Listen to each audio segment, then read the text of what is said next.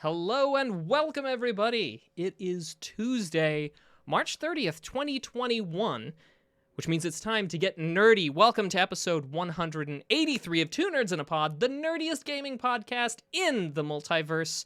I, of course, am Maction. I'm joined by my co-host, my co-conspirator, my comrade, and very funny comedian, Mr. Nice Guy 425, also known as Lam Galuka.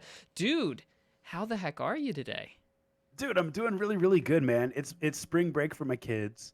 Spring break! So Whoa! Are they going wild? yeah, They hitting the juice early today and, I'm actually throwing Mardi Gras recording this. beads?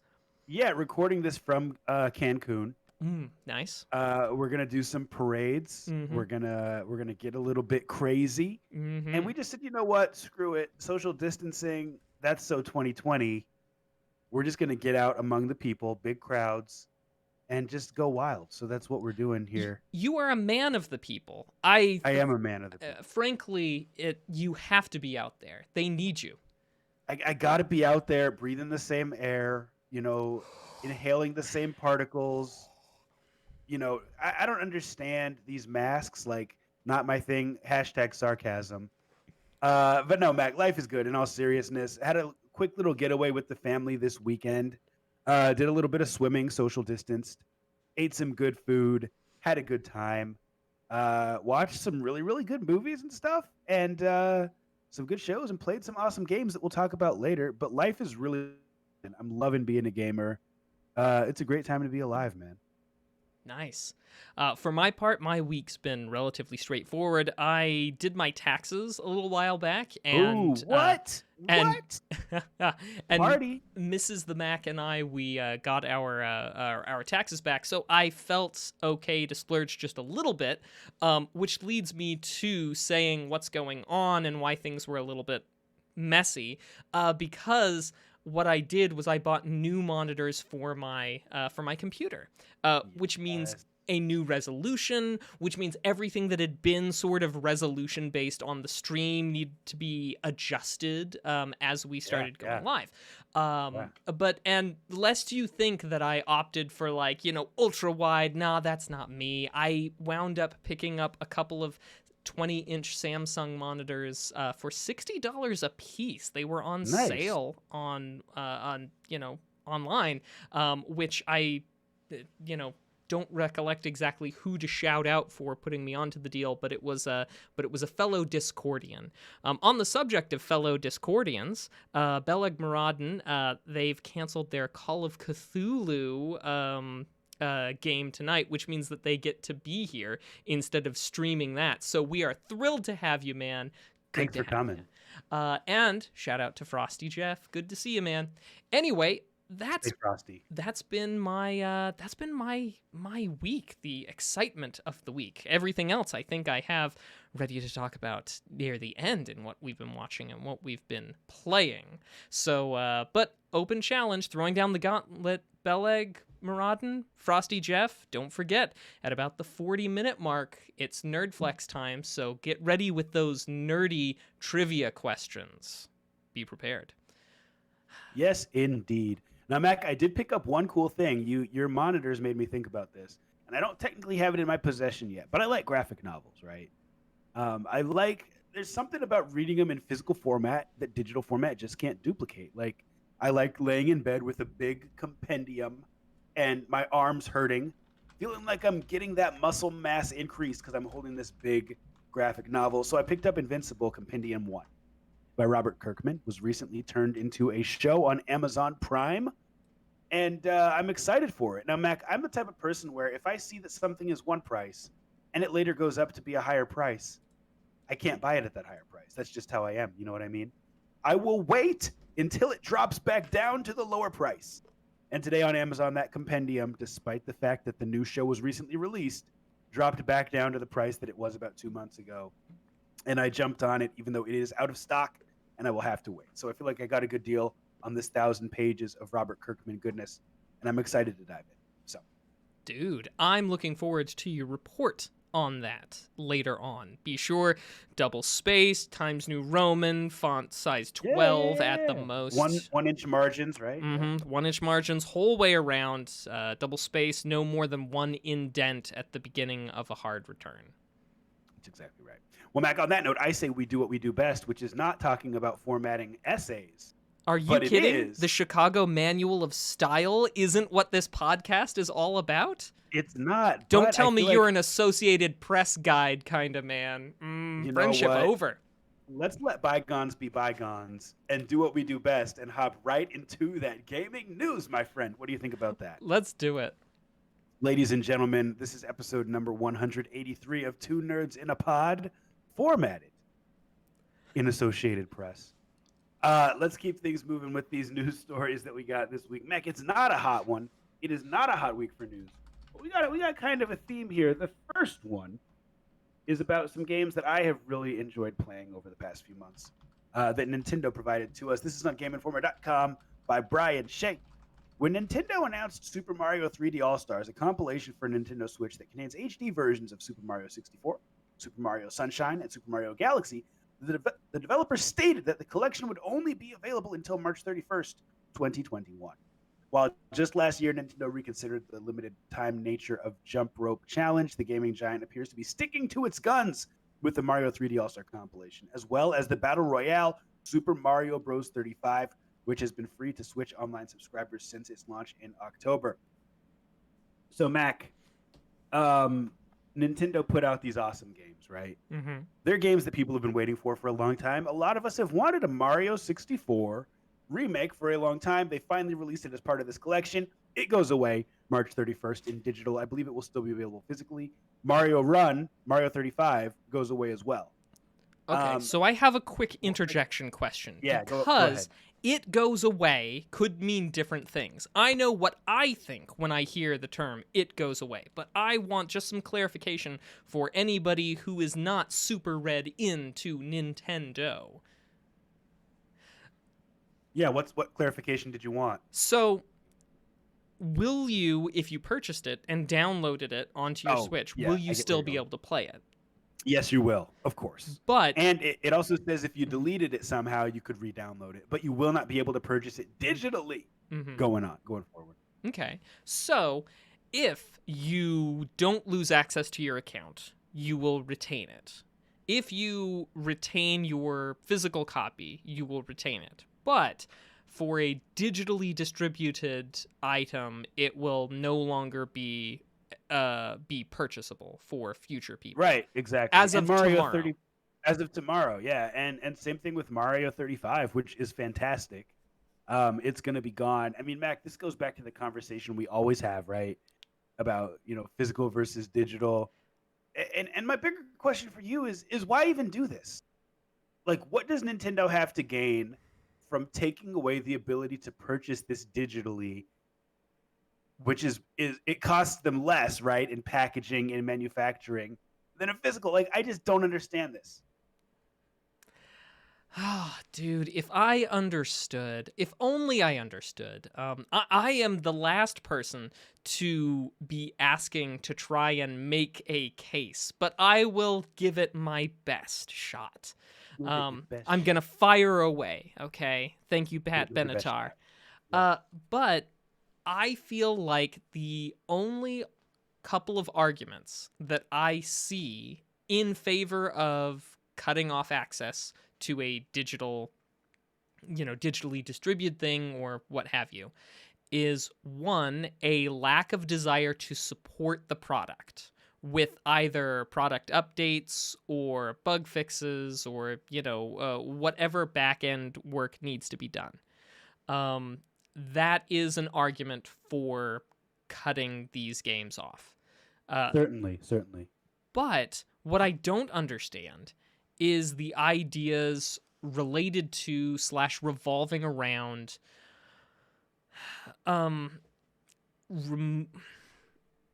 like it doesn't occupy any space. Arguably it occupies some very limited space on a hard drive somewhere. Server On space a server, you're talking maybe. about?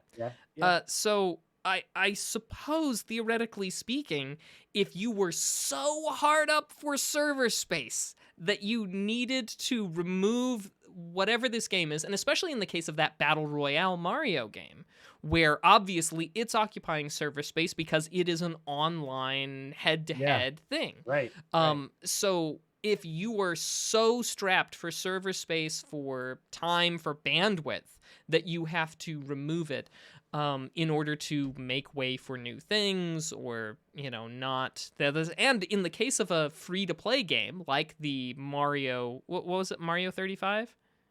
Mario 35. Yeah. Yeah, of Mario 35, that's the one thing that I can see, because doing that costs money. And with no Right. microtransactions and with no purchase to perpetuate it, that's the one situation that I'm not happy about it, but I can see it being like, okay, yeah, I guess you can get rid of that, and I understand the principle of the thing. But something like the Mario collection that people paid money for, seems like you could have held on to the server for a little while longer. Right. I mean, it's been out not that long. I mean, and it's not even a matter of creating artificial demand, because I think most people who wanted this bought it, right? It's not like the Nintendo Mini where they had limited copies, or rather limited modules, and then said, "Oh, we're releasing more." Like, I mean, there's no reason to do this, Nintendo. Come on, there's absolutely no reason. But it is what it is. That's how they operate. Mac, let's keep things moving. There's only like 3 news stories this week. It's a slow news week. And for topic of the week, we're just gonna have a cool discussion, but we'll get to that. So, next news story: CD Projekt Red. Let's talk about them. This is by Jenny Zhang on GameSpot.com. While Cyberpunk 2077 was removed from the PlayStation Store in December 2020, it looks like the game could be on the way back to the digital store front, provided Sony deems the game fit for a return. We've seen a theme today, Mac. In an investor call, SVP of Business Development Michael Nowakowski shared via Kotaku, quote, "We have published several patches. We have just published a really big one. Blah, blah, blah, blah, blah, blah, blah, blah, blah, blah." Mac, Cyberpunk was taken off of the PlayStation Store because it was so buggy. It just wasn't working. And Sony is the one who made the decision to pull it. Like, what are your thoughts on a bad game being pulled from a store? There are plenty of games that are just bad out there, but a game that had high expectations being bad, is that justification for it being removed completely? Well, as a general guiding principle, I very much reflect on what I know I say it a lot, but of course, Brown v. Board of Merchants Association, that video games, like books and movies before them, are a form of art.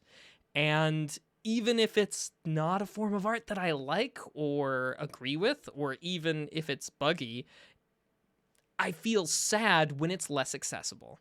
And Sony decided to pull it. Yeah, yeah. I get where they were coming from. Yeah, and as a publisher, it's there. As a platform, there's no requirement for them to support it. There's no need for them to put it up if they feel like it's damaging, I guess, the brand of Sony, or if it's not working well with. I understand. I don't like it, but I understand. I feel like I understand where Sony was coming from. They wanted to do damage control. There were people who were excited. They wanted to buy it. They wanted to play it on their PlayStation, and it just wasn't up to their standards. And I mean, do you think we're going to... I mean, what do you think? Do you think we're going to see Cyberpunk 2077 come back? I think we will, and I get where Sony was coming from, because a lot of people were asking for refunds, and then CD Projekt Red was like, "Yeah, if you want a refund, just talk to Sony; they'll take care of it." And Sony was like, "Well, actually, no, we didn't even know that they were going to say that, right?" So I get Sony's frustration, and they probably just said, "You know what? Let's get this crap off of here." They're misrepresenting what we're willing to do. It's not a good game, so I get that, but I compare it to like comedy or music. Like, your favorite musician, your favorite rapper, your favorite band is going to put out some early stuff, and maybe it's going to be bad, right? and then maybe they'll put out some awesome stuff, 3 or 4 great albums. Then maybe they put out a new one that's not good. I don't think that bad stuff should be deleted from the internet. I think it should continue to exist because it shows a story. It tells a story of progression. It shows their early stuff. It shows when they hit their stride, right? It shows when they sold out, right? At some point, as we all like to say. And then it shows when they return back to their roots. And I just think it's kind of cool to follow those types of stories. And so CD Projekt Red, a company that made The Witcher 3, they've made a lot of really great games. To me, it's interesting that they had one that was a flop. And I think that that's a part of gaming history that should continue to be there, even if patches kind of prevent us from really seeing history, right? Because eventually it'll get patched and the bad stuff will be forgotten. But I don't believe in it being taken. Yeah, so I think, as Beleg Muradin brings up in the chat, I guess the solution that satisfies both your and my perspective on it, but still hopefully allows Sony to save face, is just selling it as an as-is. It's like, dudes, this is Cyberpunk 1.0. We're not going to give you refunds. You should know that bugginess is well established at this point. Buyer beware. Right. And I mean, we know that it's going to come out for PS5. There's going to be a PS5 upgrade, right? I would assume by that point that it's going to be fixed. Be patient. Like, if you knew it's bad, don't buy it day one. And I think Sony should have just left it up there, but I get where they're coming from. So, last news story of the week. Mac, are you an audiophile? Would you consider yourself to be an audiophile? Well, real quick, before we do, I want to throw this one out here that Frosty brings up, and I think is worth mentioning. Well, it becomes Sony's problem, he says. From a customer service, which I think is bad. As someone who worked in retail, I wouldn't want to deal with another store's problems, you know? I hear you.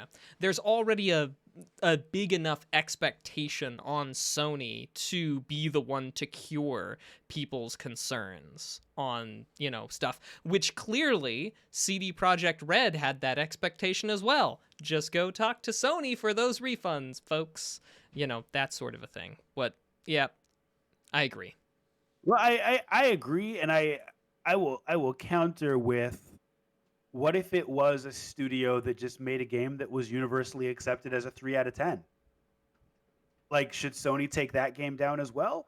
Or is it simply the fact that this came from a notable studio and that notable studio then misrepresented Sony's willingness to give refunds? Well, I think that would be a different situation, because in the case that it's just a 3 out of 10, that just winds up being not a good game rather than a game that was deficient, or a game that was, that had been rushed or broken in a way. That sort of expectation of, something actually being workable or functional is sort of there in almost any product that you purchase. So, if it's a problem that it's a 3 out of 10, it's not an issue with actual functionality. It's an issue with, you didn't make a good game.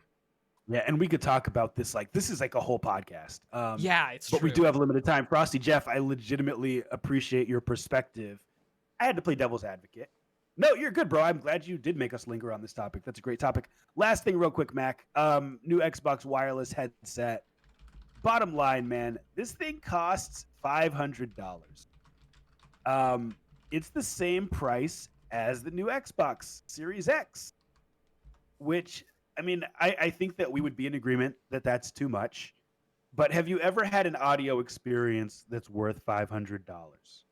Maybe I should rephrase that. A headset experience. Okay, it's interesting that you should ask. I've not had what I would call a $500 headset experience, but when I was growing up, the best that I had headset-wise were just these little, you remember those cruddy, old, little over-the-ear ones, and they had that teeny, thin metal, they were like Walkman, headphones. And I had stuff like that, or really bad earbuds. That was all I had for the longest time. And then back in my technology reviewing days, I was sent a pair of headphones that had a lot higher standard of quality. They were not quite cans like what I'm wearing right now, but they were closer in that. And I listened to a song that I had heard many times before, but the increased fidelity from the headphones kind of brought a tear to my eye. It was kind of like I had, it was like I had never actually experienced the song before, because I had experienced. So what I'm getting at is that I understand that there is a point at which you get a much better audio experience. I think there's a tapping out point, and think you see where I'm going with this with respect to the $500 audio experience, but Yeah. I do think that the first time you experience a really good song with a really good set of headphones is an experience. And, Yeah. I think everybody should have one. I don't know if the $500 is the right level, though. I think it's absurd. Apple's doing the same thing. I mean, we could go on and on about how absurd this is, but I think we'll leave it at that. That has been our news for the week. All right. Well, now we are going to turn to the past. We've looked at what's going on now. Let's look backward at some of the things that got us here. This week, in years before, there have been a few interesting titles that I want to highlight. One is a little thing released in 2012 called Mushroom Kingdom Fusion. Now, this would have been the public release, which I think would have been 0.74 or so, rather than earlier releases, so that's what I'm going for with this one. Mushroom Kingdom Fusion, an interesting game, obviously based on the date. You kind of know whereabouts it came out in 2012. It was made with Game Maker, and the idea was to take the framework of a Super Mario game, kind of Super Mario 3-ish, right? And to incorporate new and different characters into it. You can play as Sonic, you can play as Simon Belmont, there are a few other characters, and the game had been designed to work with all these things, with some various, mechanics throughout. Now, it doesn't play as though you are playing straight through, one of the Mario games. It's its own sort of thing with different worlds, different whatever. And at the time, in 2012, I was a big fan of it. It was not my favorite of the fan-made Mario games, but it was certainly one that I had a good time playing around with in the early 2010s. I will admit, it has not held up as well as I would have thought. I recently played it, and it's possible, because it is a real thing, that there are sometimes old games that work well on an architecture and then don't work well on the new ones. Which is entirely possible, but it's my feeling that it just did not, I might have had a bit too much nostalgia glasses for there. But in case any of you, like me, that Mushroom Kingdom Fusion was a thing for you, just wanted to mention it. Now, I will just say that there is another game that I got to because of Mushroom Kingdom Fusion that we're going to talk about later on down the line when we celebrate its release, that still has held up a lot better and is, in my opinion, the superior thing. But, nonetheless, a moment for Mushroom Kingdom Fusion to breathe. Dude, how have I never heard of this before? This looks amazing. I'm looking at it right now. This looks amazing. Yeah, give it a shot. It is kind of tough. It has a bit of a difficult difficulty curve, but give it a shot. Let me know what you think.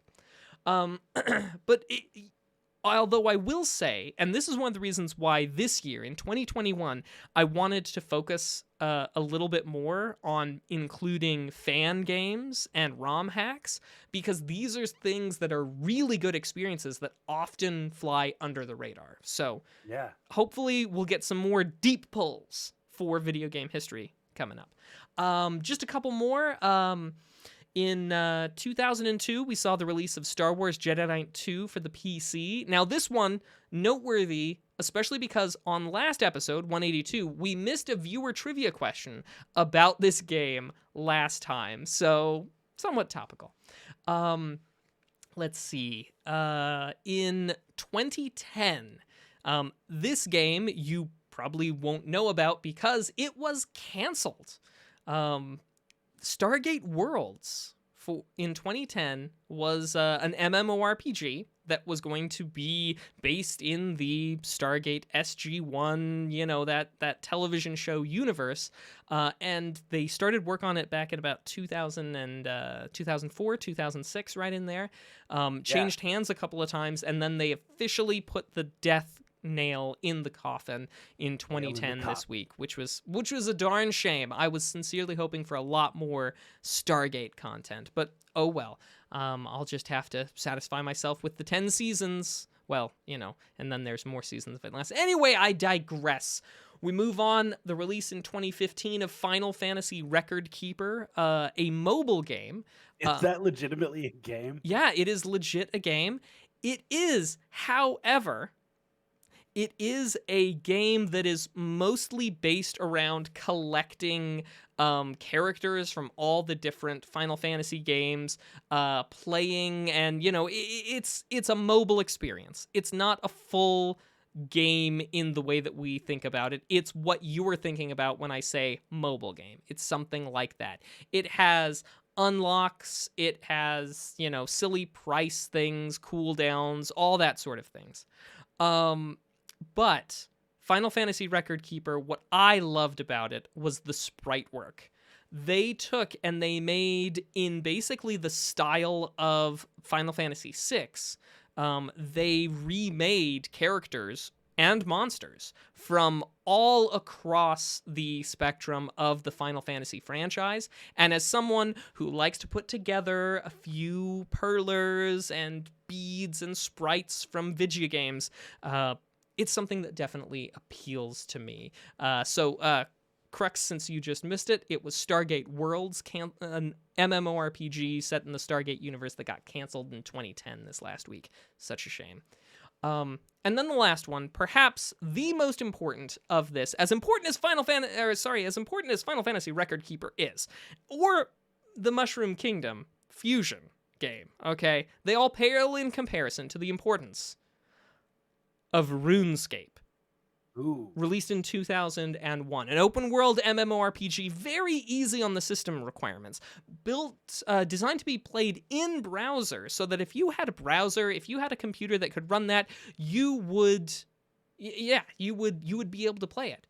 It was built by a couple of brothers in a basement. Most users of an MMORPG, like I'm talking like the record for having the most users, goes to RuneScape. 254 million user accounts as of 2017. I believe for something like whatever Blizzard's got going with Diablo, I think they topped out at like 2 million or whatever. So it's a lot more. It has is Diablo an MMORPG though? Oh gosh, what am I thinking of? Oh, you're thinking of World of Warcraft. World of Warcraft, that's it. Sorry. Please, everybody, hold your torches and pitchforks for later. But yes, World of Warcraft is only up there at like single-digit millions. It has the most updates of any MMORPG at over 1,000 updates, and the most original music scores in a game. I believe in a game, period, not just an MMORPG, at over 1,200. So, yeah, pretty impressive for something that started out with a couple of dudes, couple of brothers in a basement. I think we ought to call that history for time, but it was a good week, a very good week for video games. Where do I get Mushroom Kingdom Fusion? That's what I'm trying to figure out. I will. Is that something we have to talk about afterwards? Oh no, it's gettable, but I mean, it'll be a thing. I'll set you up with it later. We'll chat on Discord for sure. Cool. Well, it is time for the topic of the week, where we talk about something relevant in gaming and give our opinions on it. Mac, this was a slow news week in my opinion, so I just want to get your perspective. Let's just talk like friends. Crazy concept. We've officially hit a year, right? of quarantine for most of us. Mm-hmm. And, I follow the markets, and I've noticed a lot of gaming companies have increased revenue over the past year. People have been home. They've been able to download more. They've been able to play more, right? People that had to commute before don't have to commute. They have more time for games. Um, how has COVID, and this is a question for everyone in the chat, and the quarantine that came with it, changed your gaming habits? Did you game more? Did you game less? Because maybe you had more time. Did you try out some different genres? Did you do more stuff over Discord with your friends? Like, I'm curious from everybody. Like, how did this past year change you as a gamer? I'd love to hear perspectives from Mac and from the chat. Okay. Well, I guess I'll start off. This past year, I would say, has really impacted my gaming in that I really increased the rate at which I did TTRPGs. My video game habits haven't changed that much. If anything, my game playing has actually decreased a bit. And I've opted instead to play Dungeons and Dragons, GURPS, and whatever other people are willing to play online, video conferencing with other people. That has been my big change. And I think it's been really, really helpful. I think I'm better off psychologically because of that ability to spend more time playing even digitally face to face with other people. I think, yeah. So I know that's a little bit beyond the question that you were asking, but that is, I can say, how my gaming habits have changed. More tabletop role playing. Yeah, and that actually is what I was asking. So that was a great answer. For those who have just joined us, welcome. And we're talking about how the past year has affected our gaming habits, whether it's TTRPGs, video games, or whatever. If you tried new genres, if you played more, if you played less, whatever it is.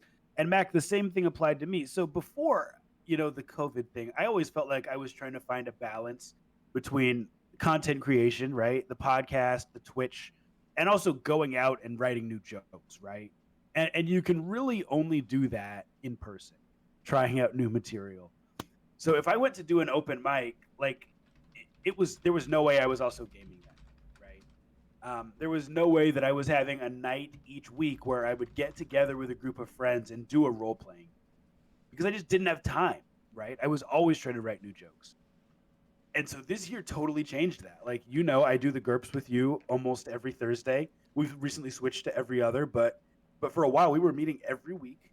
We were going through on this journey. You were the GM, and we were having a blast. And it's still going on a year later. We were talking about it this past week. We just basically hit a year of doing that.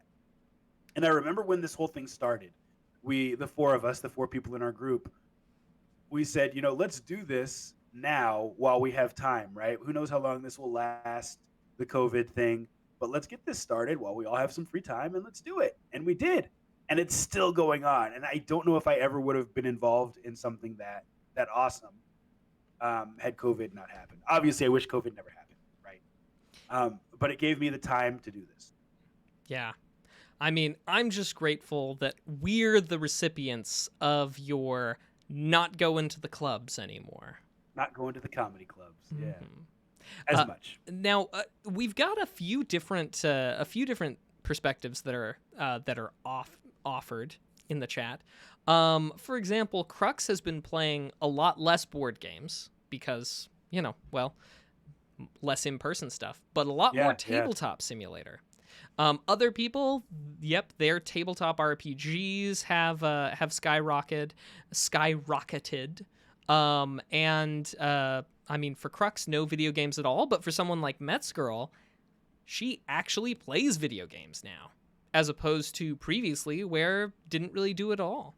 Rolf has kind of had the opposite experience as me. Nothing's really changed on his side of video games, but he's playing way less tabletop RPGs. That's awesome. Yeah, and I mean, I can't sit here and say that I tried a whole bunch of new genres. I pretty much stuck to the stuff that I like, right? The occasional RPG, some shooters, and some retro stuff, right? Stuff with the kids on the Switch. Um, but I like just once again the unity in doing a game over Discord each week is probably the biggest change that I experienced that I don't know if I would have before. Because I know right before, and I'll end on this for sake of time. Right before this whole thing hit, the coronavirus, I had gone out like once or twice with you when you came into town and done D&D. And I was Fantastic trips, by the by. yeah, it was great fun. It was great fun. And I was like, this is so cool. But I don't know, because I don't know enough about the game, I don't know if I feel comfortable going back without a friend, right? And just playing with strangers. And so now I feel way more comfortable doing that because I just spent a year doing it over the internet with people who I know and have gotten to know. So in that sense, it's really been a good game for me. Mac, anything else you want to say before we move on? No, I think that's about it. Awesome. That has been our topic of the week. All right, well, now we turn to a crowdfunding project that's trying to get off of the ground. You know how this game is played. I'll post a link in the chat. Those of you who are here with us live can take a look as well alongside us. And at the end, we're going to give our very unscientific opinion as to whether or not we think it should be kickstarted or whether it should be kicked out of here. Here we go. This is called Astral Ascent. Since the time that I selected this to talk about, and now it has passed its crowdfunding goal, so it is going to be developed by a small studio in France. Obviously, there are things here that if you know me, you're like, I know why Mac picked this. It's got beautiful pixels. I like the pixels. I'm not much of a 2D platformer beat-em-up guy, especially because it has that sort of beat 'em up kind of feel to it. But 2D platformers, pixels, sign me up. What they were looking for was $35,000 in order to bring the game to life. Obviously, they've exceeded that, as I said. If you're interested in a copy of the game, sort of your entry level is 20 euros, because of course, France, so that's 24 US dollars. Getting a digital copy for $20 as soon as it goes into early access on Steam, which they're expecting is going to be March 2022. And in something that I think will very much appeal to you, Mr. Nice Guy, is that they are planning from the outset, as they point out on the video, to release for PC, for PlayStation, and for Switch. Ooh, fantastic. Indeed. And if you are looking to get in and back at the Switch level, hang on, I had it here. I believe, let me just make doubly sure. Yes. The $43 backer level. Oh, actually, even the 26. Select the console platform you prefer in a later survey. Yeah. So, yeah, the initial buy-in, that 24 US dollar, that 20 euro level, isn't going to cover a Switch copy. That'd just be PC only. Okay. If you are the type of person like Mr. Nice Guy, a couple extra euros, a few extra dollars, and you'll get the option to get the digital copy for your console upon release, including the Switch version. So I know that very much plays well with you, Mr. Nice Guy. You think the place for indie, the home for indies. Where is it, Mr. Nice Guy? Right. It's on the Nintendo Switch, ladies and gentlemen. So, we know how he feels about it. There's one last thing I want to say about this, but I want to get some of your hot takes, Mr. Nice Guy. Let's hear it. Yeah, what is it? Give me your hot takes. Oh, you're ready? I thought you were going to say I have one last thing, but I want to hear your hot takes. I was born ready. Give me your hot takes, and then I'll give you my last thing. Yeah, my hot takes are not that interesting. I think this looks great. 2 years out is disappointing, right? That's a long time, just generally speaking, when I think about games that I heard about 2 years ago that still aren't out, I don't think about them, unless I kickstarted one of them and it hasn't come out. Looking at you, Hazelnut Bastille. Where are you at? They're working on it, dude. They're working. I know. Yeah, they're working. They're using our money to buy donuts and they're working on it. And that's the thing is, I feel like 2 years is a long time. I like that they're not rushing it, but it's hard for me to put money down for something that's so far out. Now, I like the artwork. I think it looks fantastic. I like the premise, and and I like that they're doing it in pixel, but they actually have full like more modern designs of the character drawn here. I think that that shows some attention to detail and some care. The gameplay looks really fluid, and you know what? I would normally say that $24 is too much, and I'll be honest with you, I'm still going to say that here. Mhm. I think especially for $2 more for Switch, that it's just too much. However, I respect the fact that not all platforms are created equal, and that sometimes it costs more to get things on one platform than another. But this just looks like a smooth game. It shows the damage that people are taking when you do damage to them in terms of the number of hit points, and I think this is going to be a fun game.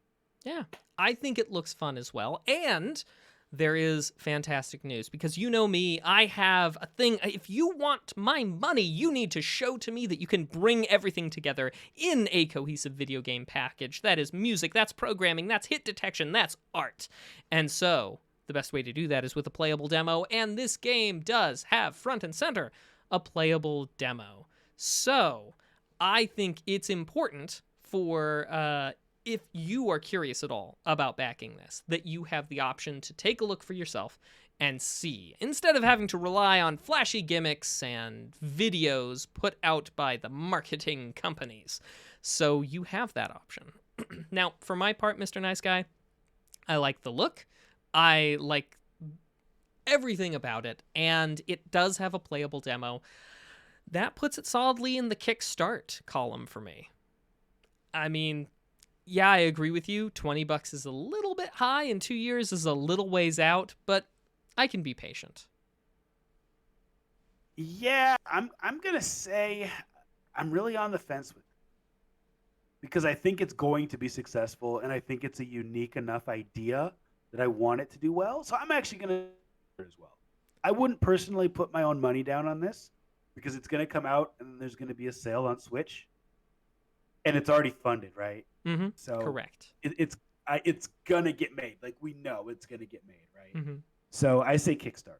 All right. Well, we encourage you who are here with us live, let us know what you think live in the chat.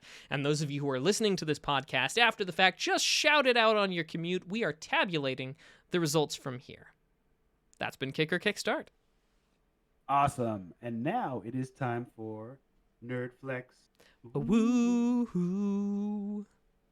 A segment where you, the viewers, try to stump the hosts. And last week, Mac, I think they got all three of us, or not all three of us. They got us with all three questions. We got them all wrong, if I remember. Yep, I believe so. It was a clean sweep. Which I think it's only fair that because last time was a clean sweep, that we this time turn it around first on you by putting out a new sound test. So on Twitter, if you happen to know this, tweet at 2NerdsInAPod with the hashtag soundtest and identify this episode, episode 183. And if you are the lucky person to first identify this sound correctly on Twitter, correctly identify the game, you will have a little something special sent from us to you. I hope you're ready. No permanent damage, thank you. All right. Now, let's talk about those questions. Let's do it. So, if you're here live, you have a job to do. Type those questions into the chat. And I should have said this earlier. Ideally, they should be multiple choice. And video game related. And video game related. And I apologize. It looks like our good friend Bella Moran typed a question in the chat, which is a good question. But it is not video game related and not multiple choice. I should have said that earlier. So if you're here live and want to type a question in the chat, please do. Otherwise, we'll start off with some questions from the test bank. Yeah, I'll read your question just because it's interesting, but we won't be able to do it. This 1995 to 1996 sci-fi space drama's pilot episode features R. Lee Emery playing a drill sergeant to the young Spaces Marines. What is it? And I don't know. But we do have a question from Crux Capacitor. Mac, would you mind reading that? I'm a little bit parched. Crux asks, who published Don Ponchi and Dodon Ponchi? Was it A, Topolin? Toalpin. There we go. Is it B, Altus, C, Cave, or D, Konami? Now, I recognize of those companies, those company names, I recognize 2 of those. Actually, Yeah. no, I recognize 3. I don't know if I've ever played Toaplan. Yeah. I don't know if I've ever played one of their games, but I'm pretty sure I've played an Altus game, a Cave game, and definitely a Konami game before. And I feel like Mr. Nice Guy, you got any ideas? Because I've got one brewing in the back of my head. So I believe, I mean, even just from the name, Dodon Pachi, I believe it was like an old arcade game. Okay. I think, because I might even have it on my RetroPod. Oh. Which I think about games that are made like old school arcade games. I think Konami immediately. That's what I lean toward. Atlas I have heard of, and I think I don't think it's Atlas. I think that it is Konami, but I don't know for sure. What are your thoughts? Well, I'm definitely willing to go with you on this. I know that Konami's that there's been some sort of a weird thing. There's like a style of game that's not so much a game, but it's more like a gambling thing, and I think it's called Pachi. That Konami's been getting crap for only producing games like that, or at least they were for a while there. So I'm inclined to agree with you. I'll go with you on D Konami. D Konami. Final answer. Let us know in the chat if that is correct. And if anyone else has questions, let us know because we'd love to answer them. But for now, we're going to turn to our test bank of questions and answer one of them. Well, we do have, while we're waiting for that, we do have the answer. Oh, Crux go for it. says, it was a tricky question. Cave, the legendary shmup company, developed it, but Atlas published it, and is the only company on the cover art of both games. So it would have been Atlas as the publisher. Not Konami. And I think I was also wrong, because I think it's like Pachinko, not Pachi. I think Pachinko games or something like that is what... Anyway, neither here nor there. What's that test bank question? Here's the test bank question, Mac. It's about one of your favorite games. Not really. Rockstar game.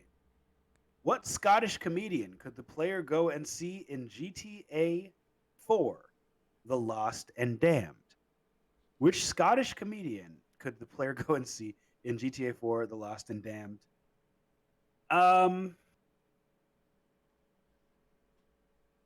I know this is like all me, like, nice guy, you've played GTA and also you're a comedian, so you better get this one right. No pressure. Yep, no pressure. Is Ricky Gervais Scottish? No. He's not. No. Dang it. I seem to remember, like, I don't know why I thought he was in GTA 4. Did I say seems GTA the 5 type. earlier? It's GTA 4. Oh, man. Scottish comedian. I have no idea. I feel like it's got to be a fairly big name. And I just don't know who it is. I have no idea at all. Well, you know what? I'm excited to know who it is. I'm going to go with Ricky Gervais. Okay, fine. Let's Anyway. not throw the, No. Okay, so wait. Who's the one? Who's the one that is Eddie Izzard Scottish? No. I'm afraid not.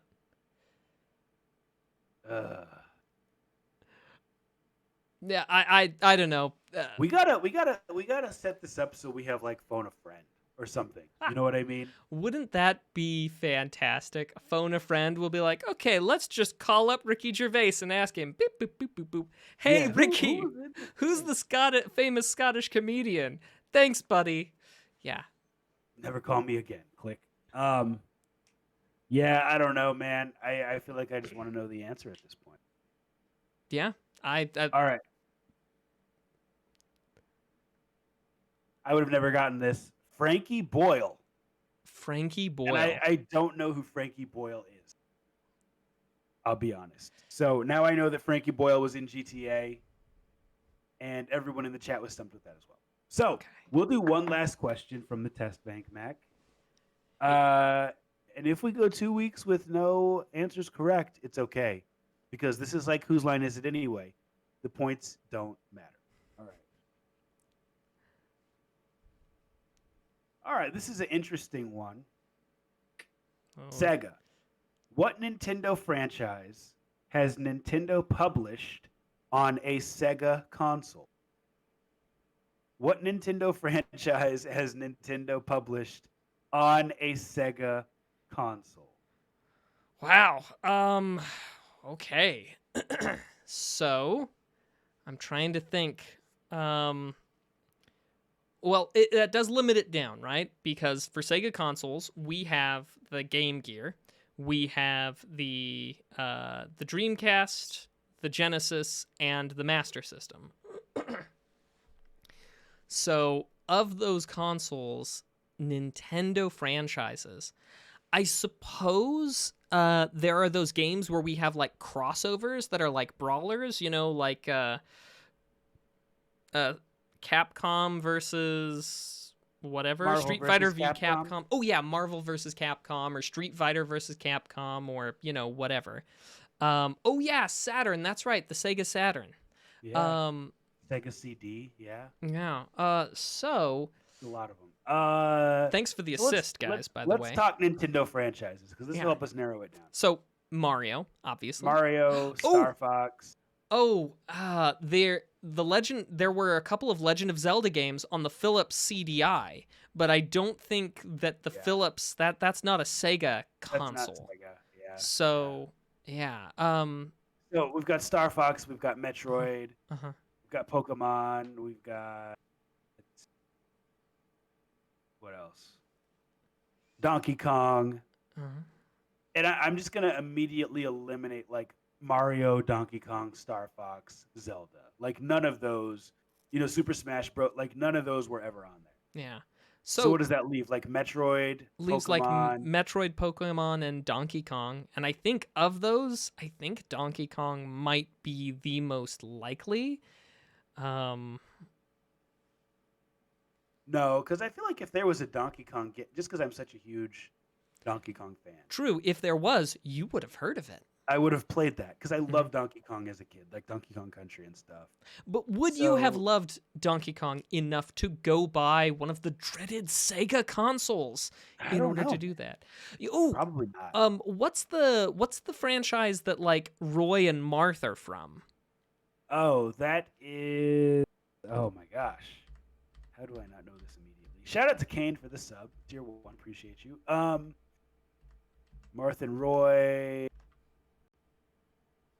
I don't even know. So I can't name it, but I would not be too surprised if that was like the thing. If that was the franchise that also saw a release on a Sega console. I don't think it's cheating to look up the name of the franchise. Kane's helping us out with the name Fire Emblem. Fire Emblem. That's Yeah. right. So I don't think it's Fire Emblem. We've already spent a lot of time on this.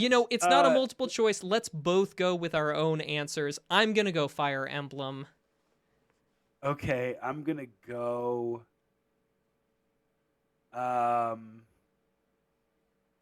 Earthbound. What the heck? Earthbound. Okay. What is the answer? The answer is. Wow. The answer is Pokemon.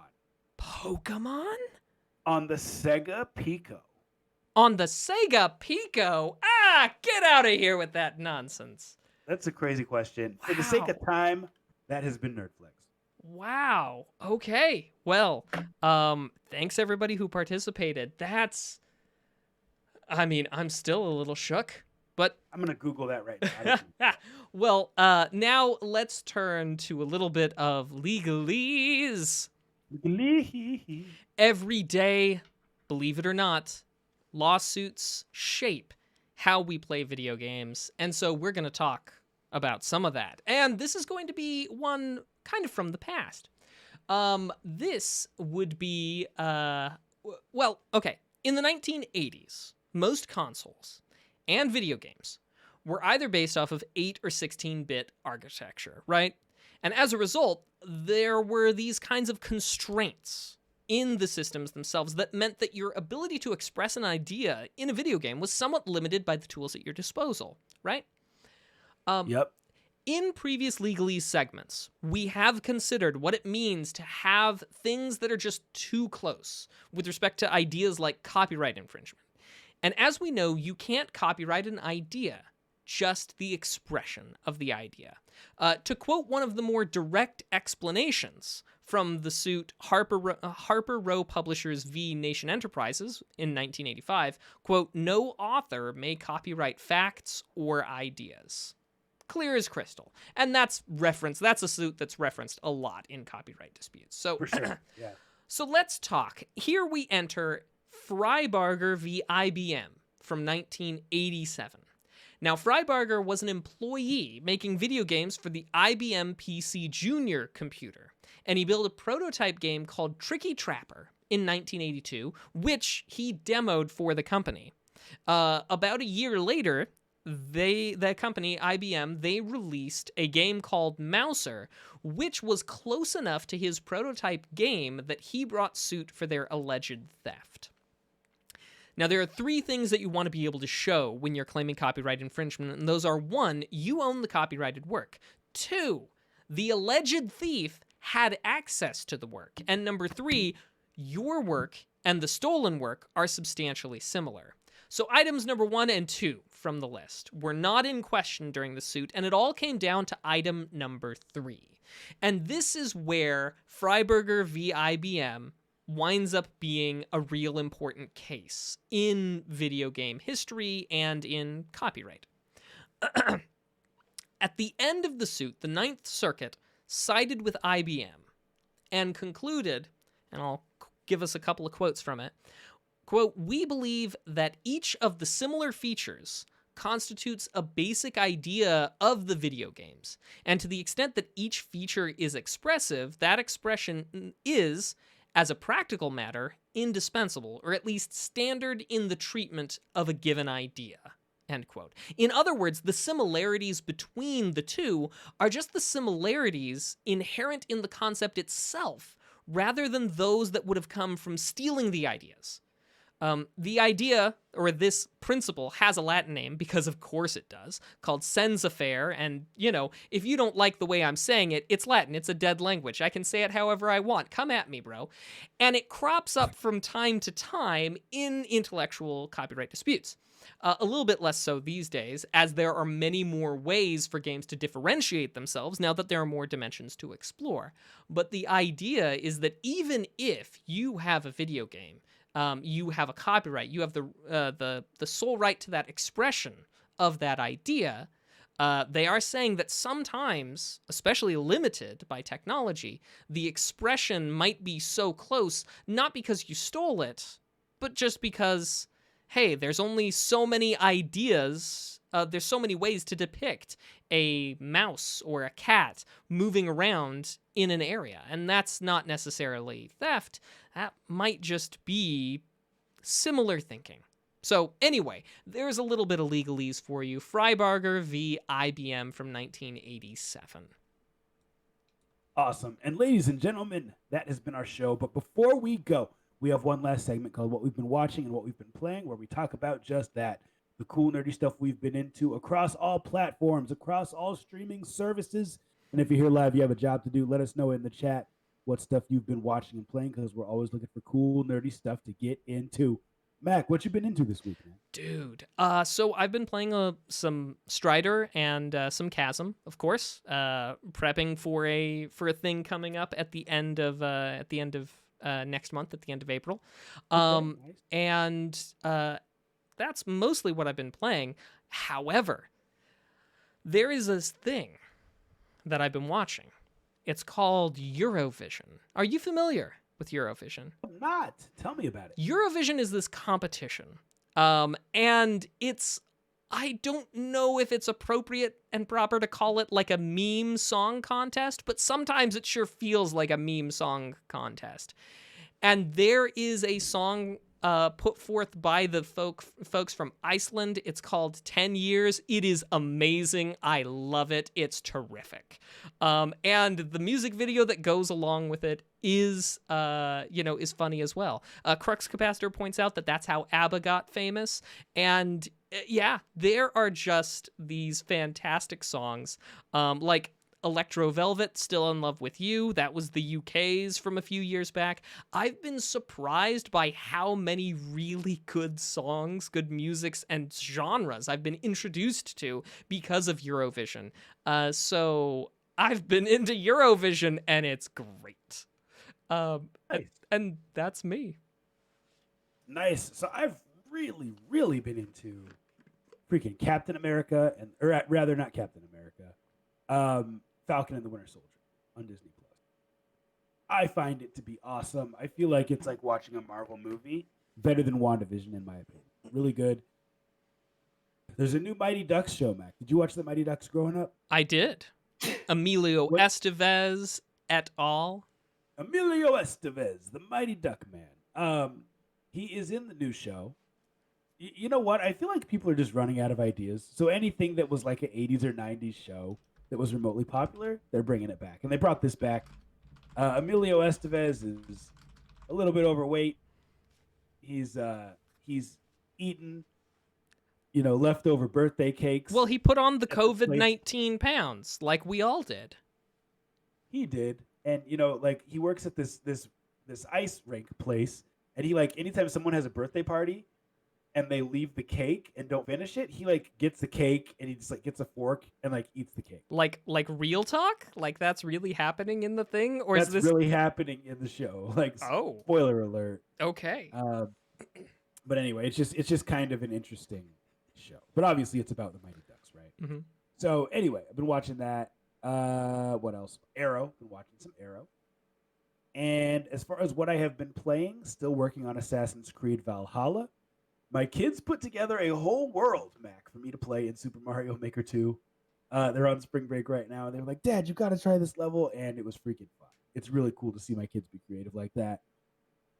And I've been playing other stuff, but it leaves me at the moment. What are people into in the chat, Mac? Well, I'll take the watching because some of them are putting you on notice. So, Beleg Muradin's watching Falcon and the Winter Soldier. Let's see. Frosty Jeff is watching Attack on Titan, baby! Uncle Ruckus is watching The Sopranos, The Simpsons, and The Office, the US version. Rolf is watching Game of Thrones, a bit of Fry and Laurie. Fantastic stuff there. And people are taking issue with your comment of the Winter Soldier being better than WandaVision. Beleg Muradin says, no, not better than WandaVision. And Metzgirl says, not better than WandaVision. How dare you? Get out of here. Okay, who needs to get muted? Metzgirl is also watching The Good Place and Falcon and the Winter Soldier. And Punicorns has been watching Taskmaster. Which is terrific. Oh, and Beleg Muradin got caught up on Star Trek Discovery, and he has thoughts, and I look forward to hearing them.